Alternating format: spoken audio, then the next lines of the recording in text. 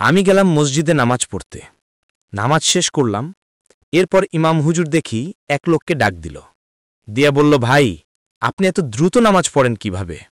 আমাদের 2 রাকাত শেষ না হইতে আপনা দেখি 4 রাকাত হয়ে গেল। কেমনে সম্ভব ভাই এটা? তখন ওই লোক কি বলল জানেন?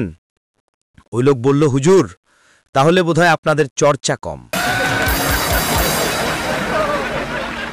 ভাই, হসপিটাল একটা হাজব জায়গা। এখানে কেউ হাসে, আবার কেউ কাঁদে। সেদিন আমি হসপিটালে গিয়েছিলাম, যায় দেহি এক লোক কান্তাছে। আমি বললাম, ভাই কি হইছে, কান্না করেন কেন? বলল, ভাই, ব্লাড টেস্ট করতে আইছি, ডক্টর সুই ফুটাইছে, ব্যথা করতেছে তাই। এই সুই না পাশের এক লোক আরও জোরে জোরে কান্না করতে লাগলো। বললাম, ভাই আপনার কি হইল আবার? ও কয়, ভাই আমি তো ইউরিন টেস্ট করতে আইছি। কেমনে বুঝাই, ওইখানে সুই ফোটায় না? আরে ভাই, ওটা তো নিজেই একটা সুই। এক মাতাল গেছে ডাক্তারের কাছে। ডাক্তার বলতেছে, আপনি যে মদ খান, মদের খারাপ দিকগুলো কি আপনি জানেন?